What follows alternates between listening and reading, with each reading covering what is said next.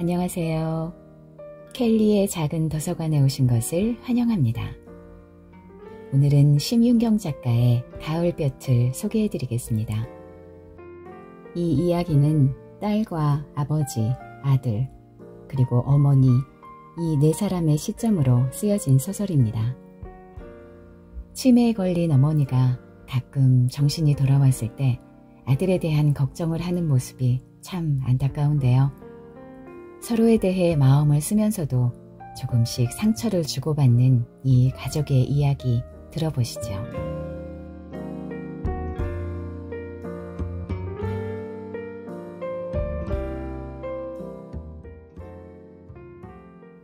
저녁 햇살이 몹시 따가워서 도저히 실눈을 뜨고서는 운전을 할 수가 없었다. 게다가 친정으로 가는 내내 서쪽 해를 안고 달려야만 했다. 나는 투덜거리며 선글라스를 꺼냈다. 맨눈으로 보는 건 아무렇지도 않은데 요즘 들어 이상하게 선글라스를 쓰면 눈이 불편했다. 그래도 안과에 가기 싫어서 꾹꾹 버텼다. 안경이나 렌즈 따위 불편한 물건들은 모두 남의 일이고 어두운 데서 책을 보든지 하루 종일 모니터를 보면서 눈을 혹사하든지 까닭없이 생생한 나의 시력은 나의 은근한 자랑거리 중에 하나였다. 그런데 이제 와서 난시가 생기려는지 이상하게 선글라스를 쓰면 초점이 잘 맞지 않았다. 아직 맨눈으로 보는 건 괜찮으니까 라고 스스로를 위로했지만 마음속 한구석이 불쾌한 건 사실이었다. 쌍둥이는 나란히 카시트에 잠들어 있었다. 양쪽으로 고개가 똑 떨어져서 꺾일 것만 같은데도 세상 모르고 자고 있었다. 자동차가 우회전을 하자 룸밀러에 비치는 쌍둥이의 고개가 한 바퀴 회전했다. 그래도 녀석들은 깨지 않았다. 젖먹이 때부터 녀석들은 한번 잠들면 업어가도 모르게 깊이 잤다. 늦은 나이에 얻은 쌍둥이를 키우기가 결코 쉽지 않았지만 녀석들의 잠버릇이 순해서 얼마나 힘을 덜었는지 모른다. 잠귀가 밝고 예민한 아이들이었다면 10곱은 힘들었을 터였다. 아버지는 아파트 주차장에 나와서 기다리고 있었다. 저녁 햇살에 비친 아버지의 은빛 머리숱이 어느덧 후행해 보여서 나는 깜짝 놀랐다. 내가 기억하는 아버지는 머리끝에서 발끝까지 온몸에 숱이 많은 거인이었다.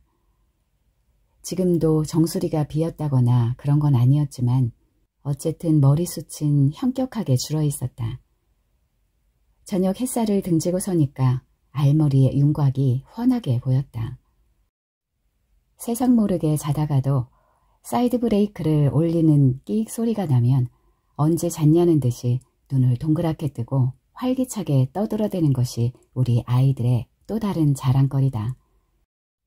조금 전까지 고개로 상모 돌리기를 하던 아이들은 내가 자동차의 시동을 끄기도 전에 깨어나서 부지런히 안전벨트를 풀고 있었다. 자동차 앞에서는 두 팔을 활짝 벌린 아버지가 기다리고 있었다. 아이들은 신나게 차에서 뛰어내렸다. 아이고, 내 강아지들 왔냐. 은서랑 재은이 얼마나 컸는지 보자. 아버지는 아이들을 한 팔에 하나씩 안고 번쩍 들어 올렸다. 나는 즐겁했다. 작년에 칠순잔치를 치른 노인이 내년이면 초등학생이 되는 두 아이를 한 팔에 하나씩 들어 올리는 것은 바람직한 취미생활이 아니다. 그러다 허리라도 삐끗하면 어쩌냐고 아무리 잔소리를 해도 아버지는 당신만의 환영 행사를 포기하지 않았다. 아직 솜털같이 가벼운 걸 이까짓 걸 못 들어. 죄송스럽지만 그 솜털들은 아버지 당신의 핏줄을 이어받아 송아지만큼 커다랗다. 살찐 체형이 아닌데도 벌써 30kg에 육박하는 장골들이다. 둘 다 유치원에서 제일 컸다. 너희 애비는 벌써 너희들이 무겁다고 그러냐? 무겁다고 안 안아주고 그러냐? 이까짓 게 뭐가 무겁다고 그런데냐? 아버지는 양쪽 팔에 올라앉은 손녀들을 건불처럼 들까불어댔다. 쌍둥이는 깨악깨악 비명을 지르면서 할아버지의 목에 호들갑스럽게 매달렸다.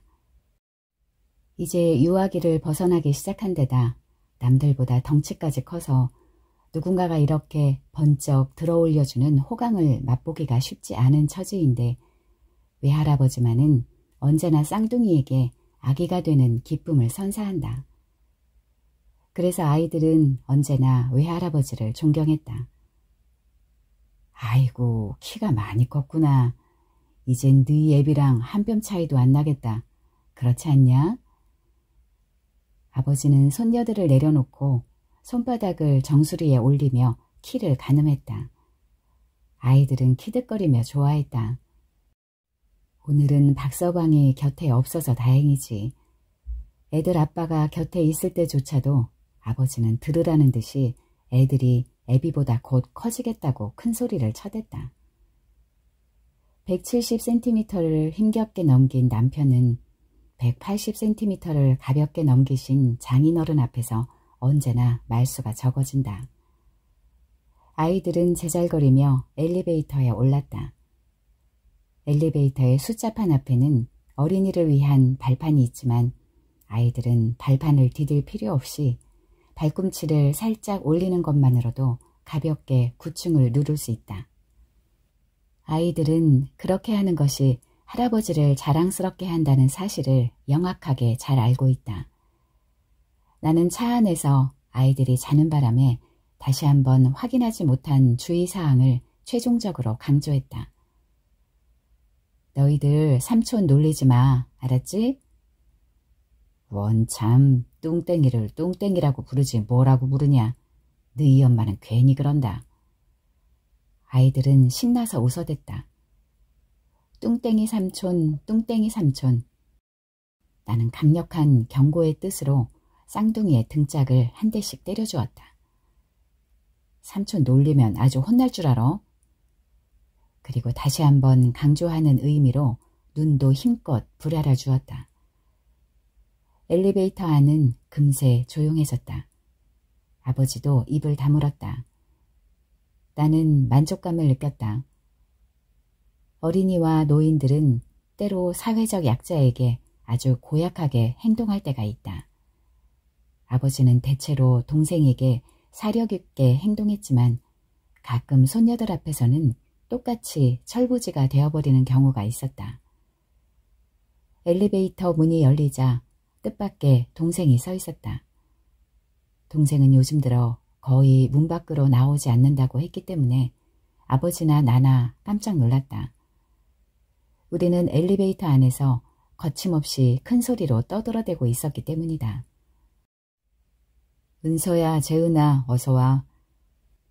동생은 엷은 미소를 띠며 쌍둥이에게 두 팔을 벌렸다. 사전 교육을 받은 쌍둥이는 아주 적절하게 행동했다. 삼촌 안녕하세요.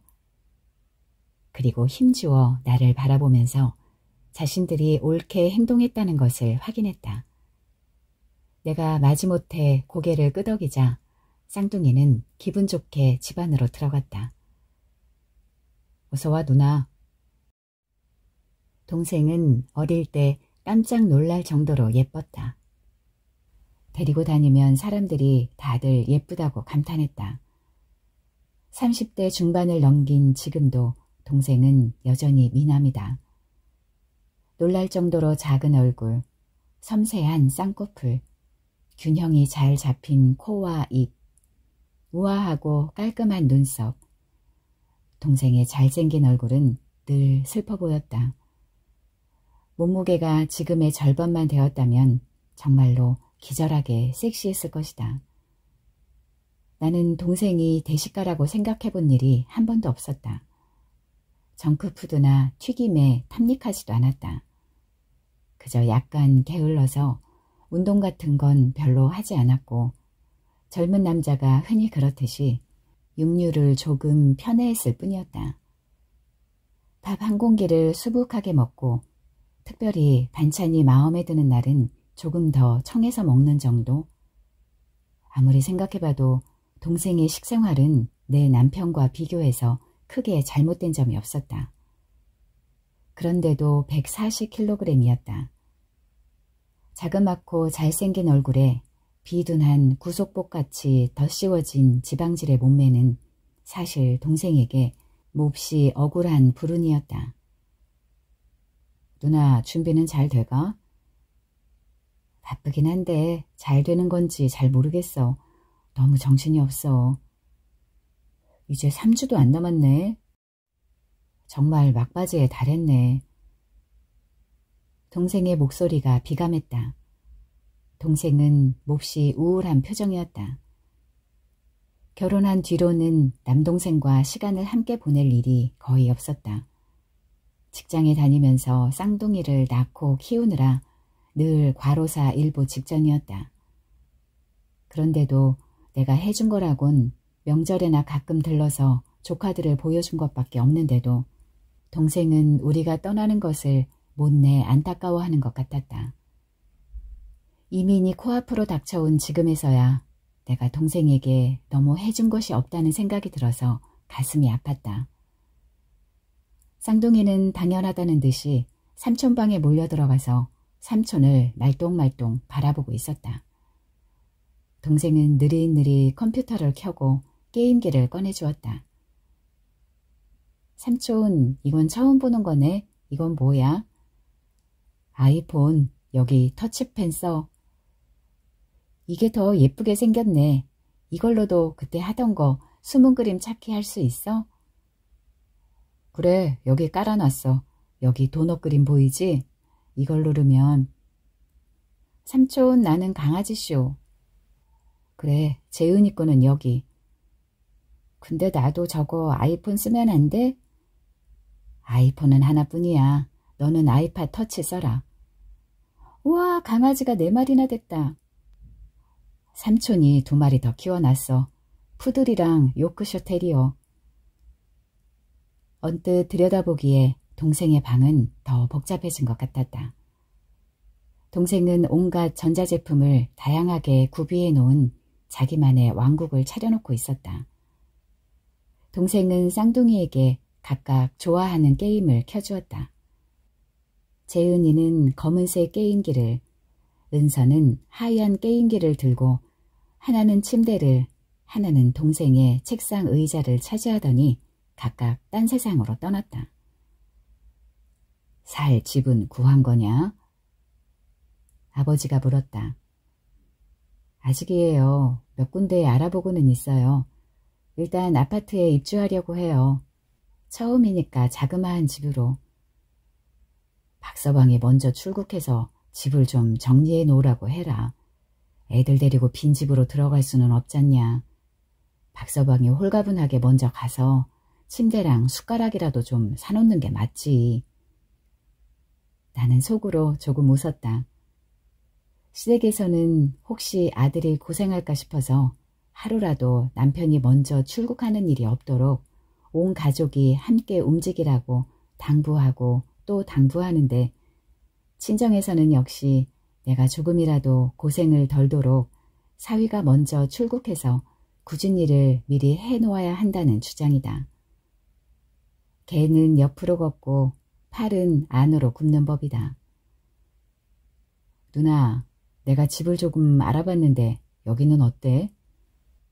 동생이 조그마한 모니터를 들고 내가 앉아있는 식탁 곁으로 다가왔다.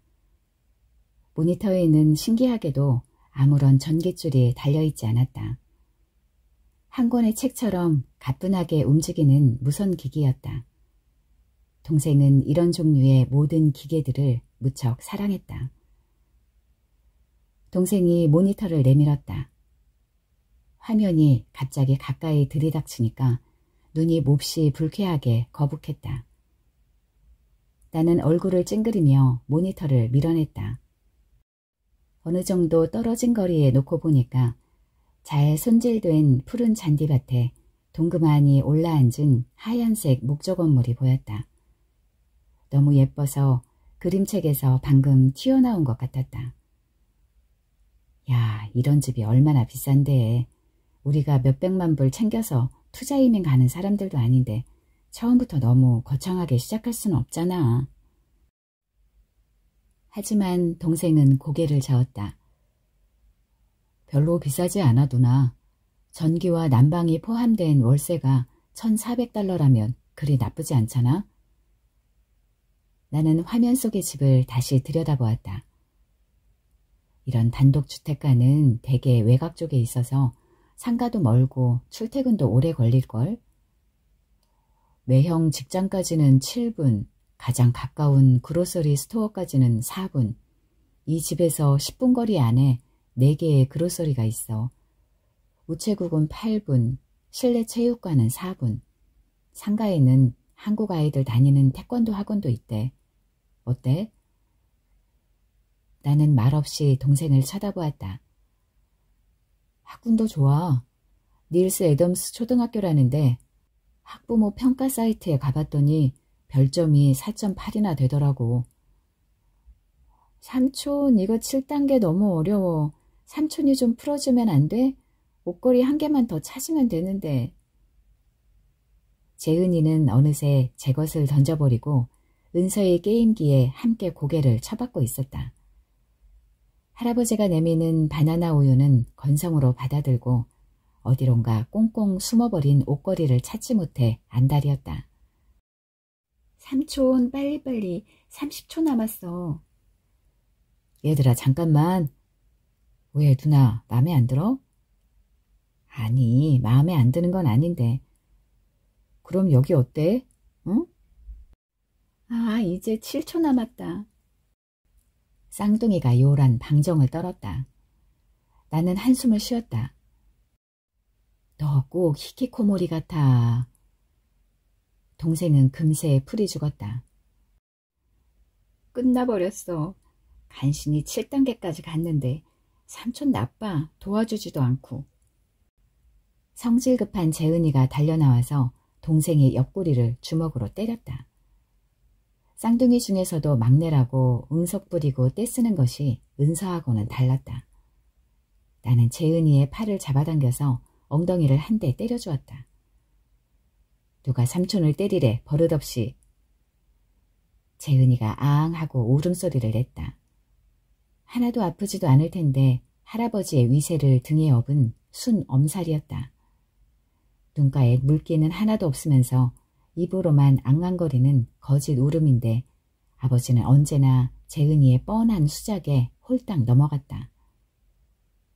애들이 도와달라는데 왜 모른 척하냐. 삼촌이 얼른 도와줄 것이지. 삼촌 나빴다. 재은아 울지 마라. 할아버지가 삼촌 혼내줄게. 재은이는 힝힝거리며 더 서러운 신용을 했다.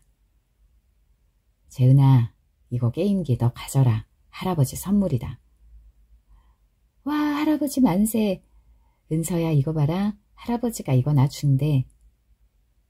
재은이는 언제 울었냐는 듯이 용수철처럼 팔딱팔딱 뛰며 환호했다. 게임기는 삼촌 것인데 역시나 만세는 할아버지 몫이었다. 은서도 눈이 동그래져서 뛰어나왔다. 비자발적인 히키코모리지. 난 세상을 피하는 건 아니야. 몸이 이러니까 나가기가 너무 힘들다고.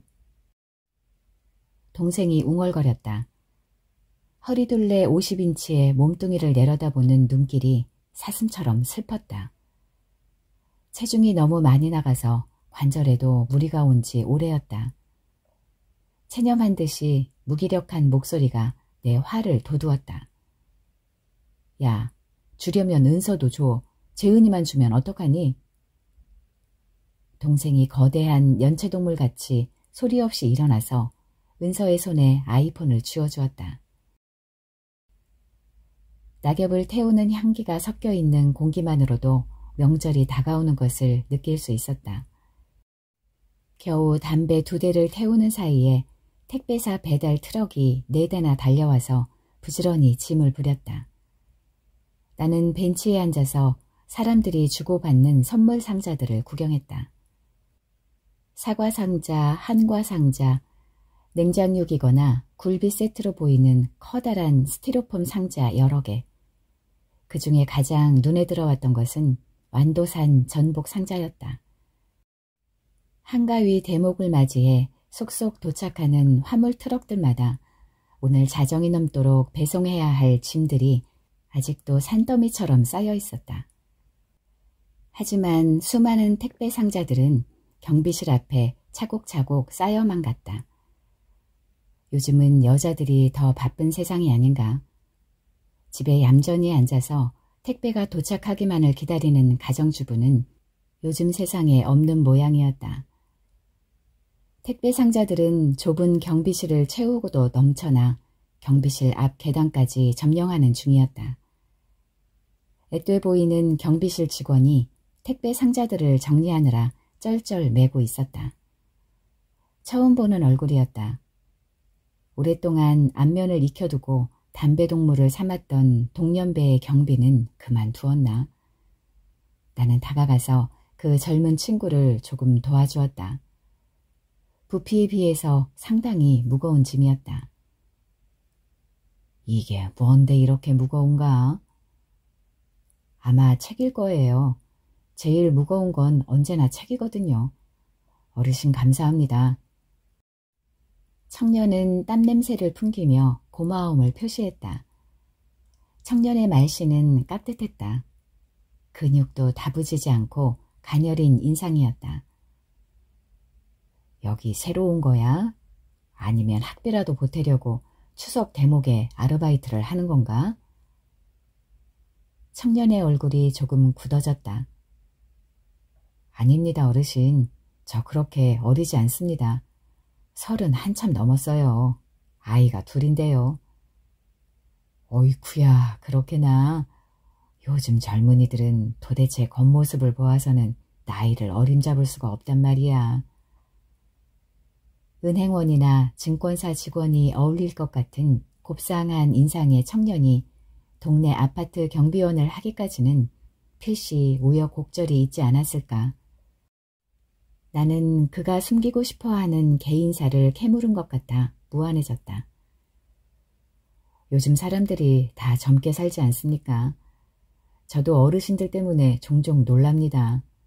어제 만난 분은 이제 겨우 손자를 보셨을까 했는데 글쎄 80을 넘기셨다는 거 있죠. 볼수록 마음에 드는 청년이었다. 나는 그에게 잠시 담배라도 한 대 나누자고 청하고 싶었다. 내 나이는 얼마쯤 되어 보이냐고 물어보려고 했는데 경비실에 인터폰이 울렸다. 청년은 눈인사를 던지고 택배 상자가 천장까지 쌓여있는 경비실로 황급히 돌아갔다. 나는 다시 벤치로 돌아가 편안하게 앉았다. 아파트에서 젊은 새댁이 나오더니 방금 전에 내가 함께 들어주었던 그 무거운 책상자를 손가락질했다. 경비실 청년은 군소리 없이 무거운 상자를 어깨에 얹고 새댁을 따라서 올라갔다. 무겁다고 엄살을 피우기는커녕 해실해실 웃음마저 띤 얼굴이었다. 그렇지, 늙은이 앞에서는 혼자서 못 들던 무거운 짐도 젊은 새댁 앞에서는 번쩍 들어야지. 점퍼 안쪽 주머니에서 서걱거리는 봉투의 감촉이 느껴졌다. 진영이가 말없이 내민 명절 봉투였다. 얼마인지 열어보지 않았지만 두께로 보아서 대략 어느 정도인지 짐작이 갔다. 진영이는 어린 시절부터 늘 그렇게 한결같았다. 까다롭긴 해도 속이 깊은 아이였다. 후리후리하게 키가 크고 근골이 강인한 것이 딱 김씨 집안 핏줄이었다. 아들로 태어났으면 한 번쯤 장사 씨름대회에 내보냈을지도 모른다. 나는 시계를 들여다보았다. 콜벤이 도착하려면 아직 10분 정도 시간이 남아있었다. 나는 집에 전화를 걸어서 미리 준비를 시키기로 했다. 택시가 도착했을 때 빨리 떠나는 것이 좋다. 오늘은 특히 아파트 주차장이 붐비는 날이니까 말이다. 아들이 휴대폰 신호음으로 쓰는 야릇한 음악이 한참 울린 뒤에 웅얼거리는 목소리가 대답했다. 예, 아버지. 좀 있으면 차 올 거다. 얼른 내려와라. 벌써요? 아직 준비 다 안 됐는데요. 나는 왈칵 성질이 났다. 얼른 준비하라니까 여태 뭐했냐? 지금 화장실이에요. 얼른 다 할게요. 밤낮 그놈의 화장실. 나는 휴대폰의 슬라이드를 탁 소리나게 내려버렸다. 아들은 만성 변비였다. 한번 화장실에 들어가면 30분은 기본인데다 고약한 악취도 오래 남겼다. 나도 모르게 긴 한숨이 쏟아졌다. 이제 저 누나마저 미국으로 떠나버리면 진환이 저놈을 어쩌나. 젊은 경비실 총각이 총총히 경비실로 돌아왔다. 순한 인상의 청년은 연신 굽실거리며 드나드는 주민들에게 인사를 올리고 있었다. 싹싹한 청년일세. 나는 그가 경비실에서 오래 일하기를 바랐다. 이 아파트는 경비가 수시로 바뀌어서 안 좋은 점이 많다. 검은색 콜벤이 아파트 입구에 들어섰다. 나는 시계를 보았다. 약속 시간 5분 전이었다. 나는 운전기사에게 손짓했다. 아직 식구들이 준비가 덜 되었다오. 조금만 기다리쇼. 곧 올 거요. 주차장에는 빈자리가 없었다. 경비실에 있던 청년이 달려나왔다. 어르신께서 콜벤 부르셨어요? 식구들이 아직 준비가 덜 되었다는데 조금만 여기서 기다리겠네. 청년은 재활용 쓰레기장 옆에 세워두었던 고가를 치우고 콜벤을 세울 자리를 만들었다. 야무진 청년이었다. 나는 그에게 담배 한 개비를 내밀었다. 청년은 싱글벙글하며 담배를 받아들었다. 자네 우리 식구들 못 봤지? 아까 쌍둥이 애기들 데리고 가시지 않았습니까? 손녀들이지요. 외손녀들, 우리 딸네 애들, 그 키 큰 애가 우리 딸. 청년이 고개를 크게 끄덕였다. 여자애 치고는 키가 아주 크지. 키가 174야. 참네, 여자애가 그렇게 커다래서 원. 따님이 아주 미인이던걸요? 슈퍼모델인 줄 알았습니다. 요새 세상엔 키 크면 좋지요. 그래, 옛날엔 여자 키 크면 안 좋다고 했는데 요새는 키 크면 다 좋아해. 애들도 다행히 지 엄마를 닮아서 지 입안에서 제일 크대. 지 애비는 작거든. 요마 안 해. 나는 빗장뼈 앞에 손바닥을 어림해 보였다. 그럼 사위보다 딸이 더 키가 큽니까? 더 크지. 결혼식 할 때 웃겼지. 그런데 제가 어르신은 몇 번 배웠는데 할머님은 못 배웠습니다. 그럼 혼자 지내십니까? 아니, 우리 집사람은 병원에 있어. 오래됐어. 지금 저 밴 타고 병원에 가보려고. 추석이니까. 청년이 굉장한 일을 알았다는 듯이 고개를 끄덕끄덕했다. 나는 우리 집 창문을 올려다보았다. 잠시 후 진환이가 내려올 때 경비 청년이 깜짝 놀라지 않을까 걱정이 되었다. 진환이는 계집애처럼 마음이 여려서 사람들이 저를 보고 놀라거나 놀리면 아주 오랫동안 상심하는 경향이 있기 때문에 나는 청년에게 조금은 진환이에 대해 이야기를 해놓아야겠다고 생각했다. 젠장, 아들놈 때문에 큰일이야. 에이, 젠장. 그놈 때문에 저 콜벤을 부른 거잖아. 저 차가 얼마나 비싼지 아는가? 어디 한 번만 가면 금방 5만 원 나와. 에이. 아, 예, 콜벤이 비싸죠. 그래도 여러 사람 탈 때는 좋습니다. 에이, 큰일이야. 아들놈이 살이 쪄가지고 아주 돼지가 돼버려가지고 창피해서 어디 나다니려고 하지도 않고 집에만 처박혀 있으니 살은 점점 더 찌고 어디 한번 나가려면 콜벤을 불러야 해. 다른 차는 타지도 못해. 에휴, 젠장, 장가도 못 가고 어쩌면 좋아. 청년이 순한 눈매로 안 됐다는 듯이 나를 쳐다보았다.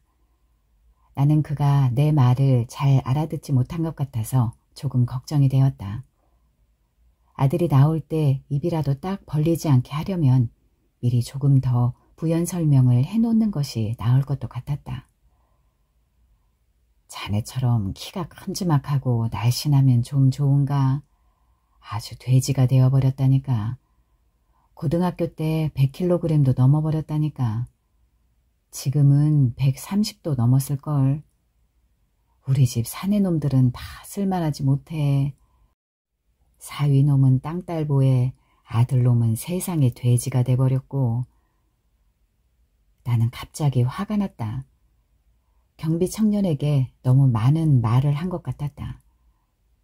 지난번에 오호라인에 사는 김영감에게 아들놈에 관한 한탄을 했더니 그 영감탱이가 동네 노인정에 온통 소문을 내버렸다. 동네 노인들이 갑자기 나를 동정하는 눈초리로 쳐다보아서 얼마나 놀랐는지 모른다. 할 수만 있다면 지금까지 했던 말들을 다 주워 담고 싶었다. 나는 얼른 다시 목청을 높였다.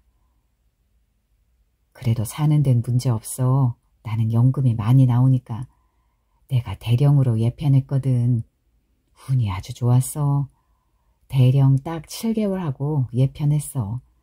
세상에 제일 좋은 게 군인연금이야. 마누라 병원비도 거의 안 들고. 우리 딸은 대학 교수야. 사위는 의사고. 이번에 딸내는 미국으로 이민 가는데 미국에 가면 미국 대학의 취직 자리를 알아보겠지. 덩치가 좋아서 미국에 가도 꿀리지 않아. 웬만한 미국 여자들보다도 크거든. 목청도 시원시원 커다랗고. 아파트의 현관이 열리더니 진영이와 두 손녀들이 쏟아져 나왔다. 재은이가 힘차게 달려와서 내 다리에 매달렸다. 재은이를 보면 심장과 간장이 다 녹아내리는 것 같은 기분이었다. 전생에 무슨 인연이 있었기에 이렇게 사랑스러울까. 물론 은서도 사랑스럽긴 했지만 재은이하고는 사뭇 달랐다. 진영이는 햇빛을 보며 얼굴을 찌푸리더니 핸드백에서 선글라스를 꺼내들었다. 풍성하고 윤기 있는 머릿결에 키는 웬만한 남자들보다 더 컸다. 쌍둥이는 주황빛 가을 햇살 속을 헤치며 주차장을 내달렸다. 가지런히 묶은 머리와 씩씩하게 쭉 뻗은 다리들이 시원시원했다. 아이들을 볼 때마다 뿌듯함에 가슴이 다 뻐근했다. 저기 택시 와 있다. 저 차를 타라. 그런데 진환이는 왜 안 내려오냐? 아까부터 화장실에 있어요. 시계를 보니 약속 시간에서 10분이 더 흘러 있었다. 나는 또다시 왈칵 짜증이 치솟았다. 에휴, 이놈의 자식 또 화장실에 처박혀서 나올 줄을 몰라. 밤낮 무슨 변비래. 에휴, 화장실엔 진작 좀 다녀올 일이지.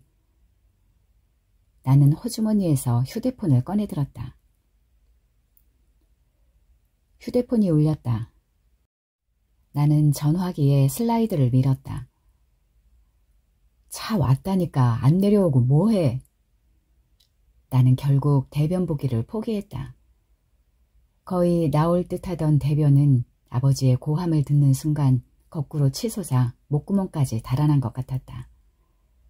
오랫동안 화장실에서 용을 써대느라 이마와 코끝에 땀이 송글송글 맺혀 있었다. 어릴 때도 그럴 때가 있었다. 아버지는 먼저 나가서 담배를 피우고 있고 어머니는 우리 남매에게 외출 준비를 시키느라 아직도 분주할 때 그때 나는 지금처럼 뚱뚱하지는 않았지만 어쨌든 움직임은 굼뜬 편이었다. 더구나 어머니는 나를 영국의 시골 귀족 소년처럼 멋지게 차려입히기를 좋아했다. 단추가 여러 개 달린 다이아몬드 무늬 가디건과 끈이 달린 가죽 구두 같은 차림말이다. 나는 그런 옷을 입는데 시간이 많이 걸렸다. 내가 단추나 구두끈과 씨름하고 있으면 씨름 선수처럼 거대한 아버지가 현관문을 획 열어젖히며 벼락같이 소리를 질렀다. 도대체 무엇들 하는 거야? 여태 준비 안 하고 뭘 했어? 그럴 때면 나는 너무 무서워서 오줌까지 찔끔거릴 지경이었다. 참 이상하게도 아버지의 벼락 고함을 그렇게 무서워하는 사람은 나뿐이었다. 어머니도 누나도 아버지의 고함을 그리 귀담아 듣지 않았다. 어머니는 태연하게 구슬백의 내용물을 점검했고 누나는 콧노래를 부르며 머리칼에 멋들어진 핀을 꽂았다. 누나와 어머니는 현관까지도 못 왔는데 왜 나한테만 화를 내는지는 모르겠지만 아버지가 눈을 부라리며 내지르는 고함은 아무리 보아도 나를 향한 것이었다. 그리고 아버지도 누나도 어머니도 모두 다 그 사실을 알고 있었다. 나는 어쩔 수 없이 찔찔 울었다. 누나와 어머니가 한껏 멋을 부린 차림으로 대문을 나설 때까지도 아버지는 여전히 나를 향해 콧김을 내뿜고 있었다. 그 시절에 비하면 아버지는 성깔이 많이 누그러진 셈이었다. 누나도 어머니도 없이 아버지와 단둘이 살게 되었지만 이전에 상상했던 것처럼 끔찍하지는 않았다. 심지어 아버지는 나를 잘 돌보아 주었다. 음식을 장만하는 일은 주로 내가 했지만 그 밖의 일들, 청소와 쓰레기 버리기, 빨래와 다림질은 모두 아버지의 몫이었다. 내가 입는 옷이지만 내가 보아도 끔찍했다. 130kg을 넘긴 이후로 내 옷들은 옷이라기보다는 카펫이나 자루처럼 보였는데 아버지는 그 옷들을 모두 다림질했다. 내가 어디 나가는 일도 없는데 말이다. 나는 아버지에게 진심으로 고마워했고 이제는 우리 사이도 많이 좋아졌다고 느꼈다. 여러모로 말이다. 하지만 이럴 때 옛 기억을 되살리는 자그마한 힌트가 될 만한 일들이 있을 때면 나는 곧바로 14살로 돌아간 것처럼 겁에 질렸다. 지금 대변 보기를 포기하고 바지를 축혀 올리는 이 순간처럼 말이다. 나는 휴대폰의 액정에 자잘한 땀방울이 묻어있는 것을 보았다. 나는 엘리베이터 앞에 서서 축축해진 손바닥을 바지에 문질러 닦았다. 다행히 엘리베이터는 비어 있었다. 내려가는 동안 멈추어서 다른 사람들을 태우지도 않았다. 오늘은 운이 좋았다. 아파트 엘리베이터에 다른 사람과 동승하게 되는 것은 내가 세상에서 가장 싫어하는 일이었다. 요즘은 사람들이 많이 너그러워져서 드러내놓고 나를 비웃거나 수군거리지는 않는 편이다. 하지만 사람들이 아무 말도 하지 않고 굳어진 얼굴로 엘리베이터의 차가운 금속벽에 코를 쳐박고 있는다고 해서 내가 상처를 받지 않는 건 아니다. 나는 사람들이 이래도 저래도 심지어 아무것도 하지 않아도 상처를 받는다. 어둡고 짧은 복도 끝부분에서 아파트 현관이 네모난 빛을 발하고 있었다. 나는 꿈을 꾸듯이 어기적거리며 네모난 빛을 향해 걸었다. 이마에 땀방울이 송송 솟아올랐다. 나는 현관문을 밀고 빗속으로 나갔다. 오랜만에 얼굴로 직사광선이 쏟아졌다. 올해는 추위가 이른 편이었다. 벌써 공기는 차갑고 햇볕은 강렬했다. 눈썹 끝까지 찌릿했다. 아버지는 보도블럭에 담뱃불을 비벼 껐다. 누나가 소리쳐 아이들을 불렀다. 막대기로 잔디밭을 쑤시고 있던 아이들이 힘차게 달려왔다. 내가 저렇게 힘차게 달려본 적이 있었던가? 아니, 없었다. 나는 어린 시절부터 다리가 약했다. 체육 시간에 내 딴에는 힘껏 달린다고 애를 써도 누구나 나를 휙휙 지나쳐갔다. 이제는 걷는 것도 힘에 겨웠다. 쌍둥이는 시커먼 콜밴 속으로 쏙쏙 사라졌다. 다람쥐처럼 날렵한 아이들이었다. 아버지는 콜벤으로 다가가서 조카들의 무릎에 붙은 지푸라기들을 떼어냈다. 나는 혼자 늦게 나온 것이 무안해서 누나에게 말을 걸었다. 참, 아버지가 저렇게 좋은 할아버지가 되실 줄은 꿈에도 몰랐거든. 그러나 내가 기대했던 동의의 대답은 누나의 입에서 나오지 않았다. 누나는 눈이 부시다고 투덜거리면서 건성으로 고개를 끄덕였을 뿐이었다. 하긴 아버지는 누나한테는 늘 자상하셨구나. 나한테만 무서우셨지. 네가 아들이니까 그렇지. 아빠들은 원래 그런 거야. 아들들한테는 군대식으로, 딸들한테는 자상하게. 누나가 대수롭지 않다는 듯이 말했다. 누나는 선글라스를 끼었다 벗었다 하다가 결국 머리칼 사이에 쓱 꽂아두었다. 누나는 쌍둥이를 낳고서도 군살 없이 날씬한 몸매였다. 웬만한 남자보다 큰 후리후리한 키에 순 많은 생머리다 보니 그저 흰 티셔츠에 청바지만 입어도 때깔이 좋았다. 얼굴은 아버지를 닮아서 입이 크고 피부가 검었지만 요즘 세상에 미모는 그리 대단한 것이 아니다.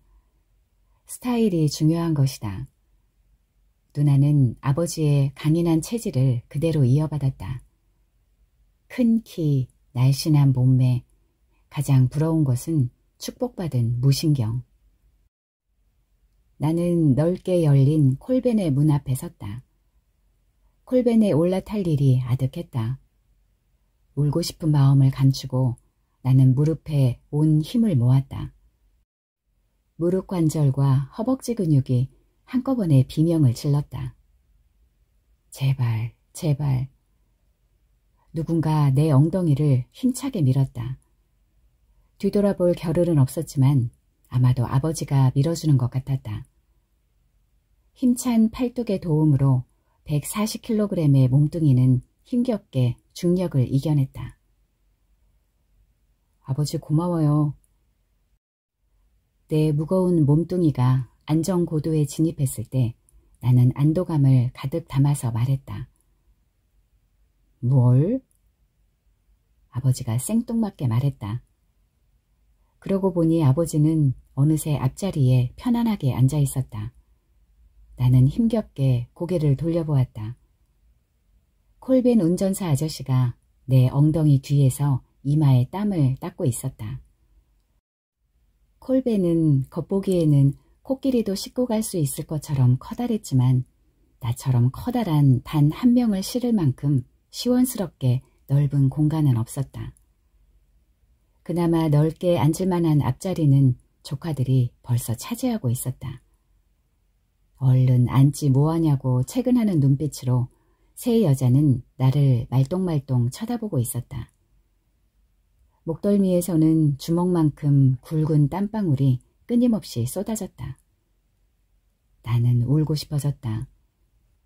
앰뷸런스를 부를 걸 그랬어. 콜벤도 나한테는 작은걸. 앞자리에 앉아있던 아버지가 뒤쪽을 넘겨다보더니 누나에게 말했다. 진영아, 애들 데리고 뒤로 가서 앉아라. 앞자리에 진환이 혼자 앉게. 누나는 표정 없이 조카들에게 뒷자리로 가라고 명령했다. 뒷자리에 가기 싫다고 조카들의 원망이 당연한 후렴처럼 이어졌다. 많이 좁으냐? 그럼 재은이는 할아버지랑 앞에 앉을래? 아버지가 쓸데없는 말을 했고 재은이는 할아버지 무릎에 앉겠다고 당연히 때를 썼다. 누나가 재은이의 등짝을 한 대 때린 다음에는 모두 조용해졌다. 누나와 조카들이 앞자리를 양보해 주어서 그럭저럭 앉을 수는 있었지만 아무래도 좁고 불편했다. 나는 오른쪽으로 45도쯤 몸을 비틀어서 비스듬히 앉을 수밖에 없었다. 에어컨이 켜져 있는데도 계속 목덜미에 땀이 흘러내렸다. 뒷자리에서 은서가 속삭이는 소리가 들렸다. 엄마 추워. 부스럭부스럭 소리가 나는 걸 보니까 누나가 웃옷을 벗어 쌍둥이에게 덮어주는 모양이었다. 에어컨 끄면 좋겠는데 삼촌 때문에 안 돼?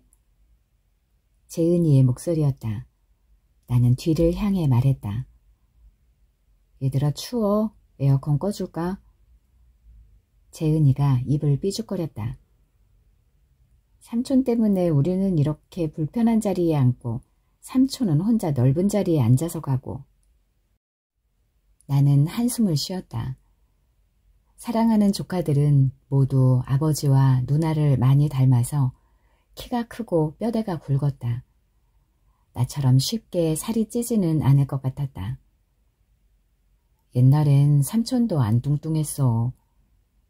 나는 조그만 소리로 변명했다. 거짓말, 옛날에도 뚱뚱했으면서 다 알아. 아니야, 너희가 태어나기 전에 일을 몰라서 그래. 삼촌 옛날엔 날씬했어. 한약을 잘못 먹어서 그래. 한약 먹기 전에는 괜찮았다니까. 약 잘못 먹어서 살이 쪄버린 거야. 은서가 조그만 소리로 제 엄마에게 정말이야? 라고 물었다. 나는 누나가 증인이 되어주기를 기대했다. 어릴 때 내가 살이 찌기 전에 내가 얼마나 날씬하고 예뻤었는지 누나는 분명히 기억하고 있을 테니까 말이다. 하지만 누나는 아무 말도 하지 않았다. 마치 내가 엄마 뱃속에서 태어나자마자 140kg이었다는 것처럼. 조카들은 내 말을 믿지 않기로 결심한 것 같았다. 나는 억울했다. 정말이야. 삼촌이 중학생 될 때까지는 날씬했어. 밥도 잘 안 먹고 마르고 비실비실했대. 근데 그때 할머니가 보약을 지어주셨거든. 근데 그 약이 뭔가 잘못되었나 봐. 그 약을 먹고 나니까 이상하게 살이 찌는 거야. 먹어도 배가 고프기만 했어. 밥을 많이 먹으면 키가 크거나 건강해지는 줄 알았지. 근데 완전히 돌팔이 의사가 약을 지었나 봐. 키는 안 자라고 살만 쪘어. 삼촌이 110kg을 넘길 때쯤에 그 의사한테 따지려고 찾아갔었거든. 그런데 그 의사가 죽었다는 거야. 젠장, 완전 돌팔이한테 잘못 걸렸어. 나는 조카들에게 열띤 변명을 늘어놓았다. 그러나 조카들은 별로 관심이 없는 것 같았다. 은서가 작은 목소리로 엄마, 삼촌 거짓말하는 거지? 하고 묻는 소리가 들렸다. 누나는 역시 대답하지 않았다. 나는 슬퍼졌다. 은서야, 거짓말 아니야. 삼촌 거짓말 안 해. 정말로 할머니가 지어준 한약 때문이었다니까? 그러자 재은이가 따지는 것처럼 공격적으로 물었다. 그럼 왜 우리 엄마는 날씬한데? 왜 삼촌만 살이 찌고 엄마는 날씬해? 나는 재은이의 질문에 대답하지 않았다. 조카들은 나의 침묵을 굴복의 뜻으로 받아들이고 의기양양해졌다. 물론 나의 침묵은 굴복이 아니었다. 그것은 배려였다. 누나의 침묵이 냉정 혹은 무관심인 것과는 정반대로 말이다. 내가 누나였다면 나는 한숨을 쉬면서 혼자 생각했다. 내가 누나였다면 불쌍한 동생을 위해서 최소한의 옹호는 해주었을 것이다. 내가 이렇게 거대한 비만인이 된 것이 내 책임만은 아니라는 것을. 거기엔 인간의 힘으로 피할 수 없었던 불운이 개입되어 있었다는 것을 조카들에게 설명해 주었을 것이다. 누나의 침묵은 언제나 나를 미치게 만들었다. 나는 구차하게 스스로를 변명하는 일에 넌더리가 나 있었다. 하지만 나는 누나와 다르게 섬세한 사람이며 타인을 배려할 줄 아는 사람이었다. 온통 쓸데없는 기름 덩어리를 뒤집어 쓰고 있어서 돼지 같아 보이기는 하지만 말이다. 그러므로 나를 위한 변론이 누나의 해묵은 상처를 건드릴 수 있다면 나는 쓰린 가슴을 안고 나를 위한 변호의 말을 억누르고 만다. 사랑하는 조카들아, 너희 할머니는 말이야. 너희 엄마가 알지 못하게 조심하면서 삼촌만 따로 부엌으로 불러내서 보약을 먹이셨단다. 그 덕에 삼촌만 이렇게 돼지가 되고 말았지만 말이야. 알겠니? 그러니까 삼촌이 살이 찌고 만 것은 보약 때문이지 삼촌 잘못이 아니었어. 이렇게 꿀꺽 말을 삼키면서도 나는 집요하게 나를 따라다니는 각종 불운에 대해 짜증이 나고 만다. 어떤 돌팔이가 처방한 보약을 먹고 돼지가 되어버린 것은 두말할 것도 없이 불운이다.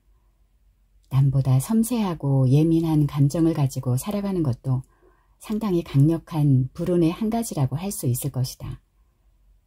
아버지도 모르게 나에게만 보약을 먹이시던 사랑하는 어머니가 15년째 요양원에 있는 것도 따지고 보면 불운이다. 어머니가 아프지만 않았어도 어머니는 내가 이렇게 되도록 내버려 두지 않았을 것이다. 콜벤이 터널 안으로 진입했다. 창문에 내 얼굴이 비쳤다. 그렇게 뚱뚱이가 되었는데도 신기하게 얼굴만은 아직도 작고 예뻤다. 나는 땀을 닦는 척하며 눈가를 쓱 훑었다. 우리 할머니 아직도 기분이 안 좋으시네. 할머니 웃으세요. 가족들이 오잖아요. 웃고 계셔야지 화난 얼굴로 계시면 어떡해요. 김 집사는 계속 웃으라고 성화였다. 하지만 나는 얼굴을 펴지 않았다. 짧게 자른 머리가 영 마음에 들지 않았다. 병원에서는 관리하기 쉽게 하려고 환자들의 머리를 몽땅 짧게 쳐버린다. 너무 짧게 하지 말라고 몇 번이나 잔소리를 했는데도 결국 미용사는 말을 듣지 않았다. 할머니 따님이 미국 가신다며? 이번에 보면 한참 못 볼 텐데 웃고 계셔야지. 엄마가 화난 얼굴로 계시면 따님이 속상하잖아. 김 집사는 내가 제일 좋아하는 자원봉사자였다. 목소리가 종달새처럼 또랑또랑했다. 얼굴도 젊어 보이는 편이었지만 목소리만 들어서는 20대 초반이라고 해도 믿을 법했다. 이곳에 있다 보면 사람의 목소리가 제일 그리워지는 법이다.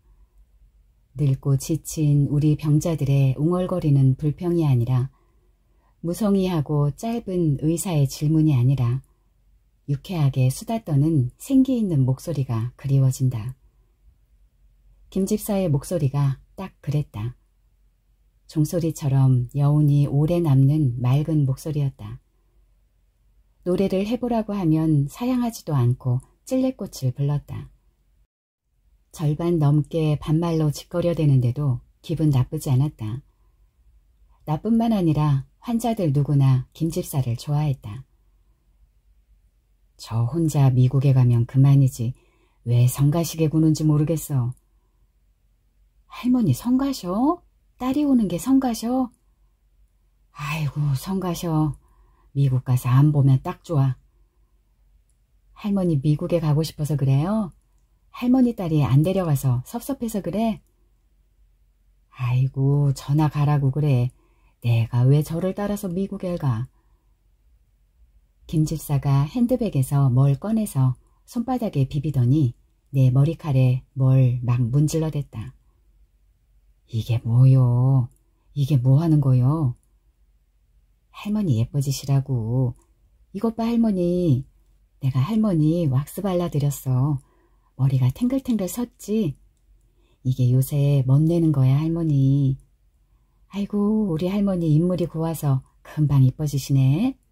마음에 드셔? 이러니까 머리 예쁘지? 그지? 아니나 다를까 김 집사의 손바닥이 지나간 자리마다 머리칼에 곱슬곱슬하게 웨이브가 생기면서 봉긋봉긋 일어섰다. 아까 그 밤송이같이 부스스한 머리보다는 훨씬 나아 보였다. 아이고 우리 할머니 이제야 웃으시네. 아이고 우리 할머니 예쁘기도 하지. 여기 봐요. 우리 할머니 예쁘지? 시집가도 되겠지? 김 집사가 손뼉을 쳐대고 까불어대니까 주변의 늙은이들도 웃었다. 노망난 것들도 예쁜 줄은 안다. 거울에 비치는 흐릿한 얼굴도 어렴풋이 웃고 있었다. 영감님이 오시면 깜짝 놀라시겠어. 우리 할머니 바람난 줄 알고 깜짝 놀라시겠어. 바람은 지가 폈지 내가 무슨 바람을 펴. 나는 갑자기 역정이 났다. 못된 놈의 영감탱이. 아주 바람이라면 지긋지긋하다. 요새 며칠 안 보인다 싶더니 그새 바람이 났던 게였나. 아이고 영감님 나빴다. 마나님이 이렇게 예쁜데 바람을 피셨어. 나쁘기도 하지. 근데 할머니 요새는 영감님 바람 안 피우신데 병원에서 매일매일 전화해서 확인해 봤더니 할아버지 얌전하게 집에 잘 계신데 할머니 화내지 마세요. 지금 아들이랑 딸이랑 손녀들이랑 데리고 병원에 오셨대. 그러니까 우리 할머니 머리 예쁘게 다듬고 기분 좋게 만나셔야지. 그지? 우리 할머니 보러 손녀랑 아들 딸들 오신대. 우리 할머니 복도 많지. 진환이. 갑자기 퍼뜩 정신이 돌아왔다. 나는 화들짝 놀라며 정색했다. 그럼 우리 진환이는 어떻게 해? 진영이가 미국 가면 우리 진환이는 어떻게 하는 거야? 진영이가 미국에 데려가나? 김집사가 난처한 표정을 지었다. 글쎄요. 나중에 따님이 미국에 자리를 잡으면 아들도 데려갈지도 모르지요. 할머니 휠체어 타세요. 접견실에 모셔다 드리게. 김집사는 노인들이 제정신이 돌아왔다 싶으면 재빨리 존댓말을 쓴다. 야근 여편네다.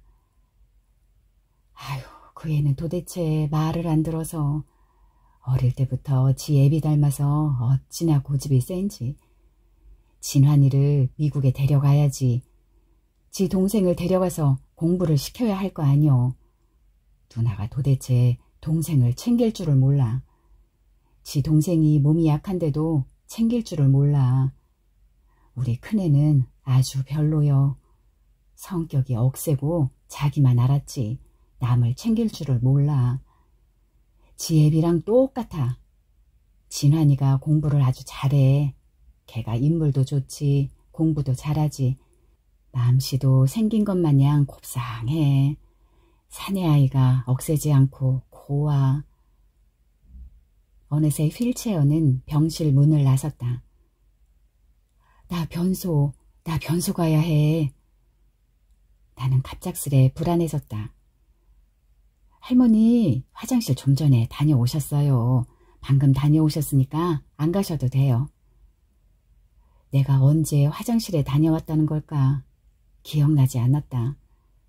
가족들을 만나기 전에 반드시 볼일을 봐야 했다. 그러지 않으면 흉측한 꼴을 보일 수도 있으니까 말이다. 자식들 앞에서 그런 일만은 저지르고 싶지 않았다. 하지만 이미 휠체어는 긴 복도를 따라 굴러가고 있었다. 나는 갑작스럽게 밀어닥친 조바심에 가슴이 터질 것 같았다. 진환이가 대입고사는 잘 보았을까? 내가 아파서 병원에 있는 바람에 도무지 애를 챙기지 못했다. 수험생은 잘 먹이고 잘 보살피는 게 중요한데 하필이면 진환이가 고3일 때 내가 아픈 바람에 진환이가 시험은 잘 보았는지 모르겠다. 지금은 합격 발표가 났을 텐데. 나는 김집사에게 진환이가 대학에 붙었냐고 물어보려고 고개를 돌렸다. 그런데 휠체어를 밀고 있는 것은 뚱뚱한 남자 조무사였다. 익숙한 얼굴이었다. 김집사는 어디로 간 거지? 나는 잠시 어리둥절했다. 갑자기 복도가 끝났다. 접견실 소파에 앉아있던 가족들이 한꺼번에 일어섰다. 나는 그들을 보면서 움찔했다. 남편과 딸은 너무 키가 커서 언제나 위압적으로 느껴진다. 그리고 진환이는 살이 많이 쪘다. 진환이를 보자 눈물부터 차올랐다. 진환이는 말끔한 옷을 입고 있었다. 남편이 깔끔하게 보살피는 것 같았다. 하지만 너무 뚱뚱했다. 몸에 좋은 음식을 먹어야 할 텐데, 운동을 해야 할 텐데, 살이 찌고 난 다음부터 진환이는 언제나 죄인 같은 표정이었다. 그 아이는 모든 사람의 눈길을 피했다. 손녀딸들이 쭈뼛쭈뼛 다가왔다. 할머니 안녕하세요. 다행히도 머리가 맑았다. 나는 손녀들이 또렷이 기억이 났다. 그래, 은서랑 은재 왔구나. 남편이 뒤에서 참견했다. 은재가 뭐요? 재은이지. 재은이랑 은서. 맞다.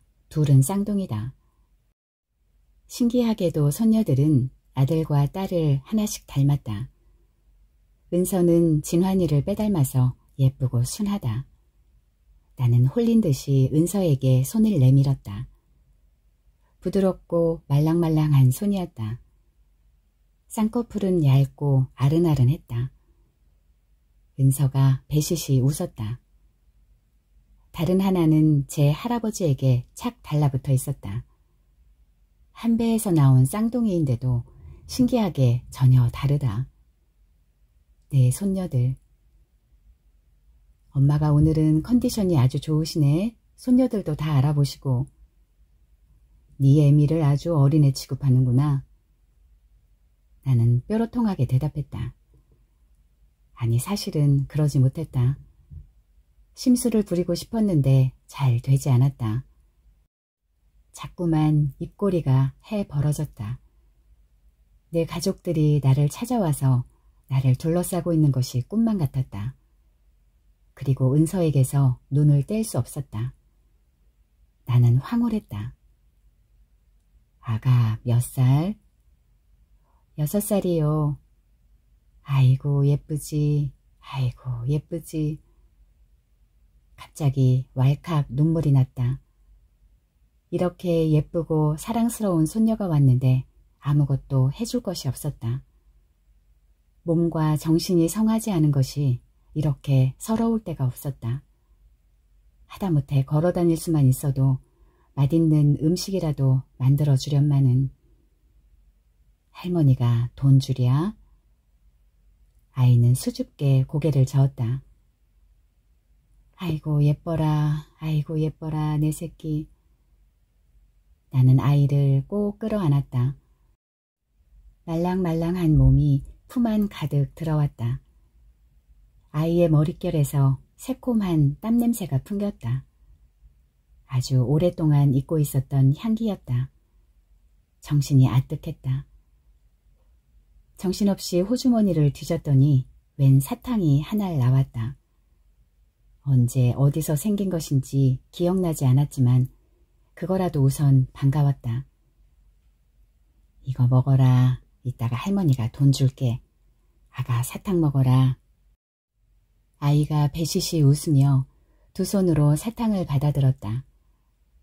나는 아이의 흰 손을 마지막으로 한번 보듬고 아이를 보내주었다. 은서가 나에게서 한 발짝 멀어지기도 전에 나는 뒤편에서 볼이 잔뜩 부어있던 또 다른 얼굴을 보았다. 그 얼굴이 누군가를 닮아 보였는데 그게 누구였는지 알아차릴 틈도 없이 아이는 은서의 손에서 사탕을 낚아채서 달려나갔다. 사람이라기보다는 살쾡이나 물소리 같았다. 눈 깜짝할 사이였다. 은서가 울음을 터뜨렸지만 이미 사탕은 뺏긴 뒤였다. 아니 저런. 나는 화가 났다. 너무 화가 나서 말도 나오지 않을 지경이었다. 재은아 이리 와봐. 할아버지랑 과자 사러 가자. 매점에서 맛있는 거 사줄게. 영감이 달아나는 아이를 따라서 복도로 뒤따라갔다. 은서는 제 어미의 무릎에 고개를 파묻고 서럽게 울고 있었다. 재은이 미워, 재은이 미워. 맨날 저래. 재은이 정말 미워. 제 어미는 아이를 토닥거리면서 무엇라고 달래는 소리를 했는데 그 모습도 살갑지 않고 엉성해 보였다. 원 제대로 혼을 내주어라. 저게 뭐냐. 아이가 왜 저 모양이야. 진영이는 제대로 대답하지 않았다. 그저 만사 귀찮다는 듯이 무표정이었다. 늘 그런 식이었다. 나는 가슴이 터질 것처럼 화가 났다. 뱃속에서 뜨거운 거품이 솟구치는 느낌이었다. 너 어릴 때 하던 짓을 그대로 하는구나. 애가 심술 맞고 사납다. 은서가 불쌍하다. 은서도 쟤한테 평생 시달릴 게 아니냐. 진영이의 이마에 발끈한 빛이 비쳤다. 하지만 여전히 입을 열지 않았다. 나는 더 화가 났다. 내가 늙고 병들기 이전부터, 아니 내가 기운이 펄펄한 새댁이고 저는 고작 아기이던 시절부터 진영이는 나와 대립했다. 제 고집을 내세우고 내 말을 듣지 않았다.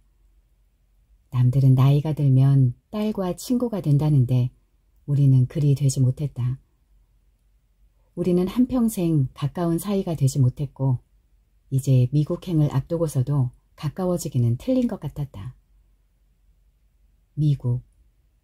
갑자기 나는 가슴이 철렁했다. 그새 잊고 있었다. 딸네 가족이 미국에 간다는 것을. 이 망할 놈의 기억력. 오늘은 마지막 인사를 하는 자리였다. 오늘 보내고 나면 언제 다시 보게 될지 기약이 없는 딸과 손녀들이었다. 오늘은 화를 내고 미워하면 안 되는 날이었다. 나는 헛기침을 해서 목을 가다듬었다. 미국 가는 준비는 다 했냐? 진영이가 그제서야 고개를 들었다. 약간 놀란 것 같은 얼굴이었다. 얼굴에 희미한 미소가 감돌았다. 우리 엄마 오늘은 정신이 아주 맑으시네. 목소리도 아주 부드러웠다. 내가 좋아하는 얼굴, 좋아하는 목소리였다. 진영이가 이런 표정, 이런 목소리를 보여주는 것은 아주 드문 일이었다. 할 일이 많지. 바쁘긴 한데 그래도 잘 되어가는 편이야.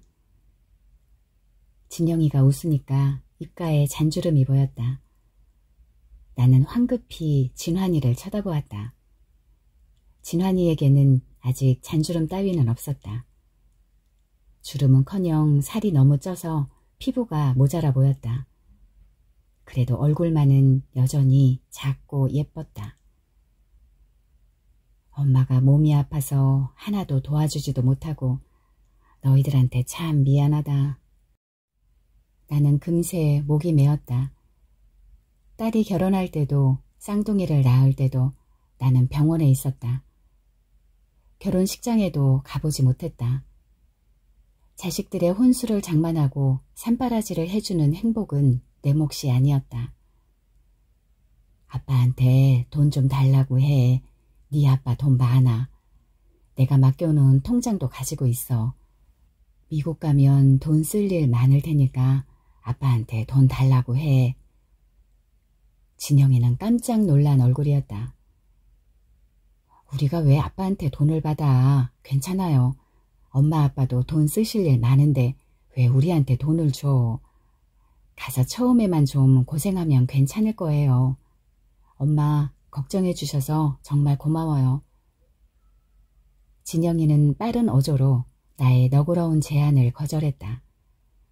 하지만 기분 나쁜 얼굴은 아니었다. 지치고 늙어 보이던 얼굴에 꽃이 피어나듯이 활기가 감돌았다. 진영이가 미국으로 떠난다는 사실이 갑작스럽게 피부에 와 닿았다. 아이고 어쩌면 좋니. 너까지 가버리면 어쩌면 좋니. 나는 두 손으로 얼굴을 감싸주었다. 심장이 죄어드는 느낌이었다. 갑자기 눈물이 차올랐다. 엄마 뭘 그래. 다신 못 보는 것도 아닌데. 진영이가 잠긴 목소리로 어색하게 말했다. 눈가가 붉어져 있었다. 나는 어린애처럼 울음을 터뜨리고 말았다. 이럴 때 정말 싫지만 나는 이제 내 몸도 마음도 뜻대로 조절하지 못했다. 울음도 분노도 대소변도 각각 살아있는 생명체처럼 내 뜻과 관계없이 제멋대로 폭발했다. 내 뜻을 존중해주는 것은 세상에 아무것도 없었다. 내가 알아차리기도 전에 이미 울고 소리 지르고 똥오줌을 싸고 있는 게 바로 요즘의 나였다. 나는 꽤 오랫동안 울었던 것 같다. 정신을 차리고 보니 나는 진영이의 두 팔에 안겨 있었다. 나는 놀라고 부끄러웠다. 늙고 병들어서 자식의 팔에 안겨있는 느낌은 글쎄 그리 행복한 것은 아니다. 나는 얼른 울음을 그쳤다. 누군가가 내 얼굴에서 눈물과 콧물을 닦아주었다. 나는 목소리를 가다듬고 엄마로서의 위엄을 되찾으려고 노력했다. 예, 진영아, 진환이도 데려가라. 진환이 혼자 여기 남으면 어쩌니. 진환이 좀 데리고 가. 응? 미국에서 얘 공부도 더 시키고 장가도 보내라. 응? 진영이는 깜짝 놀란 얼굴이었다. 진영이는 나를 감싸고 있던 두 팔을 풀고 다른 의자로 옮겨 앉았다. 대답을 기다렸지만 아무 말도 하지 않았다. 너만 훌쩍 미국으로 가버리면 진환이는 어떻게 하니? 여기 혼자 남아서 저렇게 불쌍하게 집안에서 꼼짝도 안 하고 계속 있으란 말이요. 하나뿐인 동생인데 불쌍하지도 않니? 진환이 좀 데리고 가, 응? 미국에 가면 진환이한테도 좋을 거요. 안 그래도 마음이 복잡한 애한테 당신 왜 그래? 지금 진영이도 제 코가 석자야.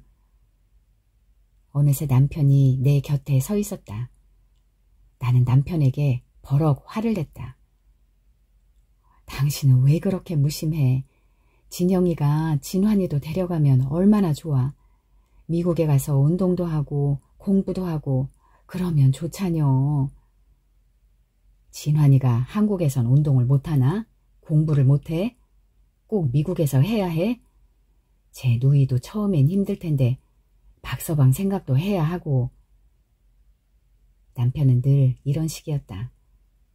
진환이에게는 언제나 무정하고 야박했다. 진영이도 마찬가지였다. 어릴 때부터 늘 이기적이고 제 동생에게는 아무 관심도 없었다. 진환아, 똑바로 말해봐라. 너 누나 따라서 미국에 가고 싶지? 미국에 가서 공부 더 하고 싶지? 진환이가 수줍은 미소를 지었다. 조그맣고 예쁘장한 얼굴이었다. 미국엔 워낙 슈퍼 뚱뚱이들이 많다고 하잖아. 거기 가면 나도 뭐 그냥 평범한 사람일 뿐이겠지.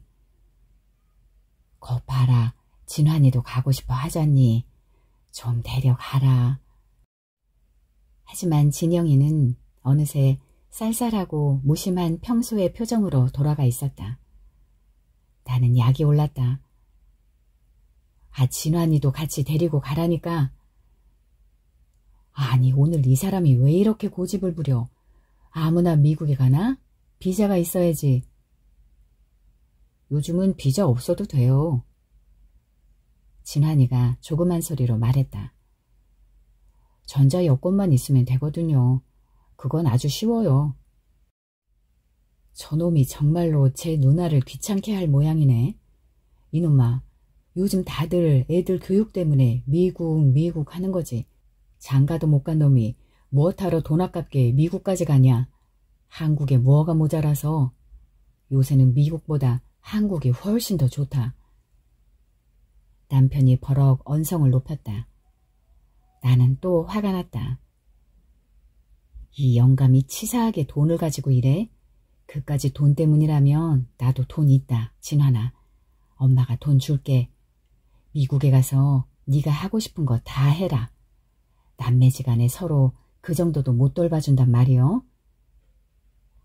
하지만 진영이는 다시 쌀쌀맞은 어른 가면을 쓴 얼굴로 돌아가 있었다. 몸과 마음이 똥오줌이 내 말을 안 듣기 훨씬 이전부터 자식들은 내 말을 듣지 않았다. 나는 세상의 모든 것들에게서 존중받지 못하는 것과 마찬가지로 자식에게서 존중받지 못했다.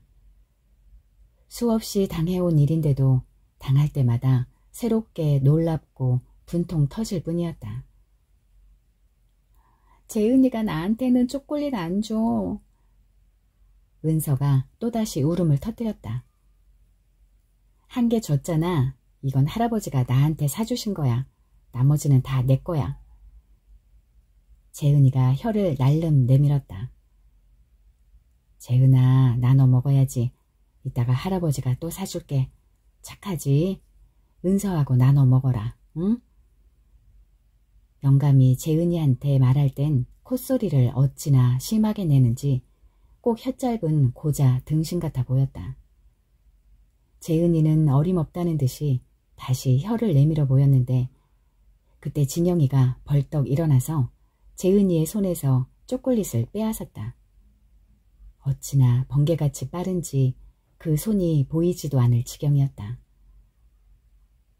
초콜릿은 압수야. 너희들 둘 다 오늘 하루 종일 간식은 없어. 정남이라고는 찾아볼 수 없이 차갑고 매정한 목소리였다. 쌍둥이는 저마다 억울하다고 찢어질 것처럼 울기 시작했다. 누가 진짜로 간대. 그냥 해본 소리지. 누나는 참. 진환이가 눈을 내리깔고 웅얼거렸다. 그 아이가 산처럼 커다란 어깨를 얼마나 필사적으로 움츠리고 있는지 나에게는 한눈에 보였다. 몸이 또다시 나의 존재를 비웃기 시작했다. 아이고 시끄러워라 이년들아. 다 필요 없다. 당장 가라. 아이고 시끄러워라. 저렇게 사나운 년들을 누가 데리고 오랬냐. 꼴도 보기 싫으니 다시는 오지 마라. 에이 못된 년. 애미를 우습게 알고 에이 저만 아는 년. 독하고 사나운 년. 망할 년. 또다시 모든 것은 내 뜻과 상관없이 움직이기 시작했다. 입으로는 욕설을 퍼부으면서 왜 눈에서는 눈물이 쏟아지는지 알 수 없는 일이었다. 나는 식구들 앞에서 대소변을 지릴까봐 겁이 났다. 그것만은 한사코 피하고 싶은 일이었다. 나 갈게요. 내 방이 어디요? 내 방에 갈래. 나는 허둥지둥 일어섰다. 어디로 가야 할지 몰라서 우왕좌왕했다. 식구들이 나를 만류했지만 나는 한사코 손을 내저었다. 몹쓸 일이 임박한 것 같았다. 시간을 지체할 수가 없었다. 익숙한 부드러운 손길이 나를 붙잡아 휠체어에 앉혔다. 간호조무사였다. 휠체어가 움직이기 시작했다. 엄마 어떡해. 엄마 어떡해. 진영이가 내 손을 꼭 쥐었다. 진영이는 펑펑 울고 있었다. 나는 숨이 막혔다. 잘 살아. 잘 살아. 엄마 간다. 나는 가까스로 이렇게 말했다. 그것 말고는 아무것도 생각나지 않았다. 몹쓸 기억력. 중요한 일들이 무척이나 많았는데도 나는 아무 말도 하지 못했다. 진영이는 내 휠체어에 매달려서 목 놓아 울었다. 다행히도 뚱뚱한 남자 조무사는 자기가 해야 할 일을 잘 알고 있었다. 그는 서둘지 않고 그러나 지체하지도 않고 진영이를 휠체어에서 떼어냈다. 딸은 제 아빠의 어깨에 고개를 파묻고 통곡했다. 장승 같은 남편이 일그러진 얼굴로 어서 가라고 손짓했다. 어느새 휠체어는 다시 복도를 따라 움직이고 있었다. 나는 안도했다. 아들과 손녀들 마지막 눈맞춤도 못하고 헤어지고 말았다. 하지만 그걸 아쉬워할 일은 아니었다. 어느새 엉덩이 밑으로 뜨뜻한 기운이 감돌았다. 어깨로 찬 기운이 스쳐서 나는 진저리를 쳤다. 할머니 걱정 마셔. 깨끗이 닦아드릴게. 일어나셔. 아유, 우리 할머니 예쁘기도 하지. 어느새 병동으로 돌아온 것일까. 귓가에서 김집사가 종달새같이 지저귀고 있었다. 나는 감은 눈을 뜨지 않았다. 눈을 뜨면 눈 안에 남은 식구들의 영상이 연기처럼 사라질 것 같았다. 할머니 주무셔? 일어나셔야지. 그래야 닦아드리지. 할머니 착하지? 나는 마지못해 눈을 떴다. 인연이 사람을 산송장 취급을 해? 병동의 노인들이 누구나 좋아하는 김집사의 종달새 같은 웃음소리가 울려 퍼졌다. 김집사는 내 손을 잡고 내가 일어서는 것을 도왔다. 나는 천천히 샤워실로 걸어갔다. 가랑이 사이로 냄새나는 물이 줄줄 흘렀다. 하지만 나는 개의치 않았다. 팔다리가 성한 젊은 것들이 알아서 뒤처리할 일이다. 나처럼 늙고 병든 노인은 그런 일들에 대해서 책임을 지지 않아도 된다. 우리 할머니 기분 좋으시네. 김집사가 유쾌하게 종알거렸다. 너도 늙어서 남들 앞에서 오줌 싸봐라. 기분이 얼마나 좋은지. 하지만 입 밖으로 그런 말을 하지는 않았다. 그녀의 목소리가 그냥 듣기 좋았기 때문이다. 김집사가 더운 물을 켜고 샤워기를 당겨서 내 아랫도리를 씻겼다. 딱 알맞은 온도였다. 할머니 왜 말 안 해? 무슨 이야기 좀 해봐, 응? 김집사가 보송보송한 수건으로 내 가랑이에 물기를 닦고 속옷을 입혔다. 나는 김집사의 손을 따라 얌전히 욕실을 나섰다. 우리 할머니 왜 말씀을 안 하실까? 할머니 이야기 좀 해봐, 응? 방금 어디 갔다 오셨어? 응? 노인을 어린애 취급하는 김집사가 물었다. 이 여편네는 다 좋긴 한데 가끔 성화 때문에 정신이 없다. 나는 불퉁스럽게 면박을 주었다. 다녀오긴 어딜 다녀와. 밥 먹고 여기 있었지. 나는 눈을 가늘게 떴다. 창밖으로 좋은 가을볕이 부서지고 있었다.